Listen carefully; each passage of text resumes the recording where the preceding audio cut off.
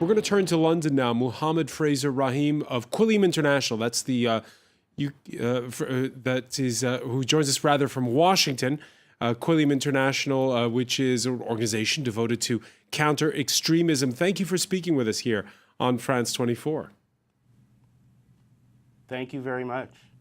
You just heard our correspondent reporting from Sri Lanka. Several points to go over. First of all, your reaction to the aftermath and the mood right now in Sri Lanka.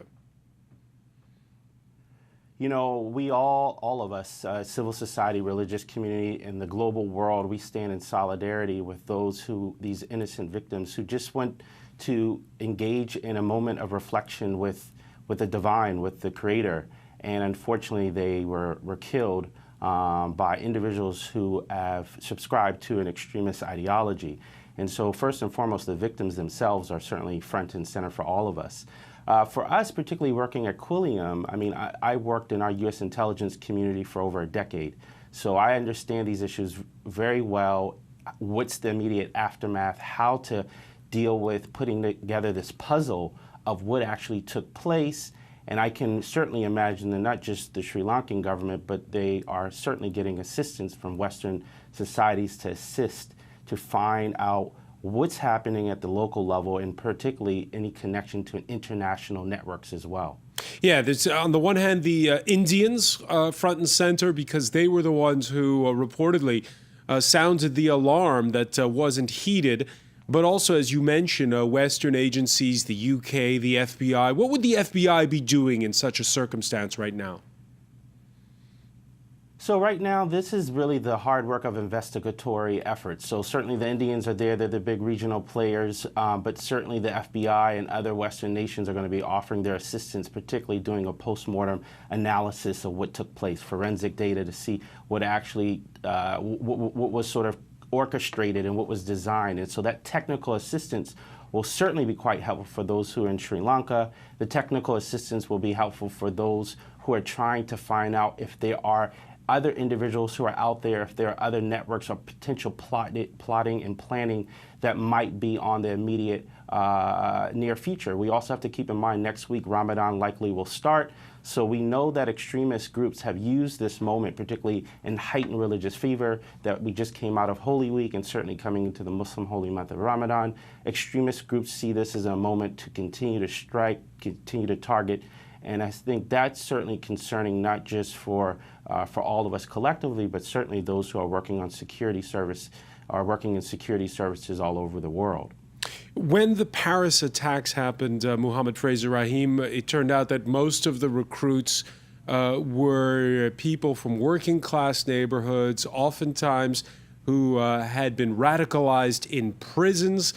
In this instance, it sounds a little bit more like the profile of the 9/11 attackers. You heard the defense minister of Sri Lanka talking them as being well-educated, from economically strong families. Some went abroad to study.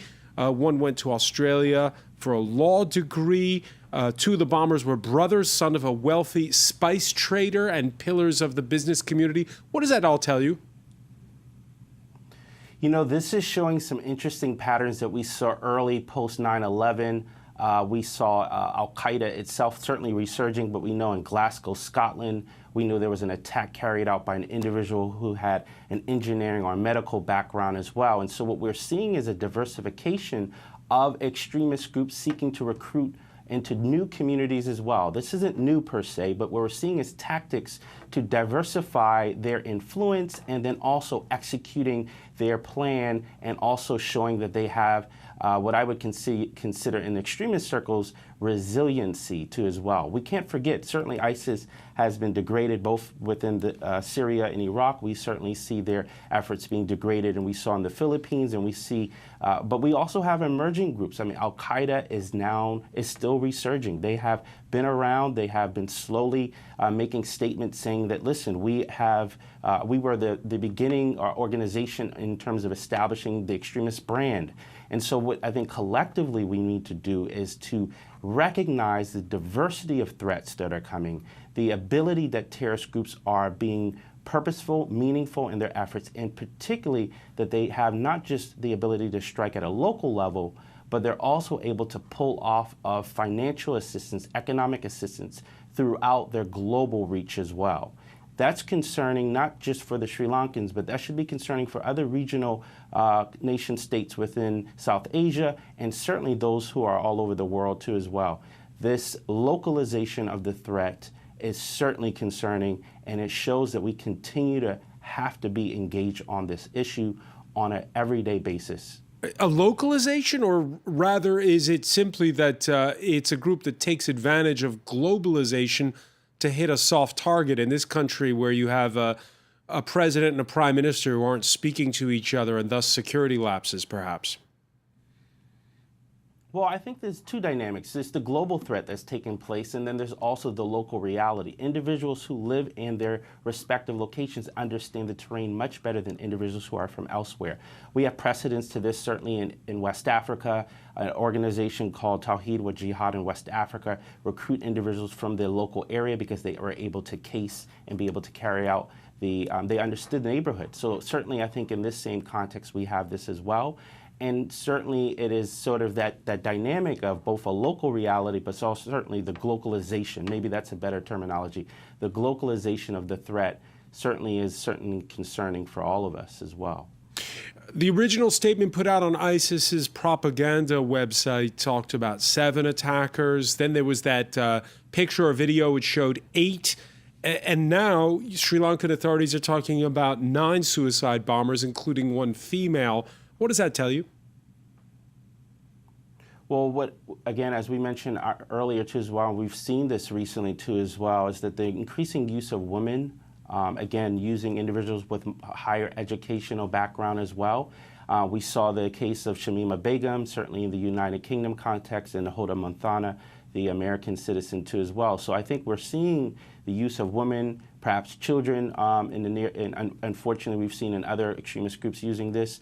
So again, I think the diversity, the spectrum of how extremist groups are seeking to have readily available individuals who are interested in this extremist interpretation, this Islamist narrative, this Salafi jihadist narrative, and I think using an array of options that's available for them shows these groups are interested to carry out efforts in a measure that we certainly are seeing on the rise in the region as well. Do you take that ISIS propaganda website at its word when it says it was retaliation for the New Zealand mosque attacks last month where a white supremacist was the shooter?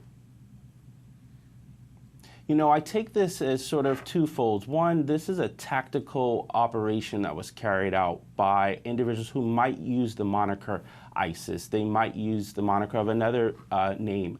In the end, what these groups are seeking to do is cause fear and intimidation. And so using this brand, particularly ISIS, certainly allows them to carry on this sort of propaganda effort for not only the short and also the long term. We also have to remember this attack was not just against Christians. This was against, we saw a hotel. We saw that later that there was bombings or leftover, the effort of trying to carry out attack in the airport as well. And so what we see is a diversification, the interest to reach out certainly to target obviously Christian populations, but also to other soft targets as well. So for those who are in Sri Lanka in particular, this should not just be a wake-up call, but this certainly should be seen as there is a real threat that's taking place, and that this could just be the beginning, but certainly even if it's not just the beginning, this is certainly a reality that's happening. And for those who are, particularly the religious minority communities, particularly Muslim communities, have to certainly be aware of the reality of what's taking place. All right, we'll have to leave it there, unfortunately, because we're out of time. But Muhammad Fraser-Rahim of Quillam International, many thanks for joining us from Washington. Thank you very much.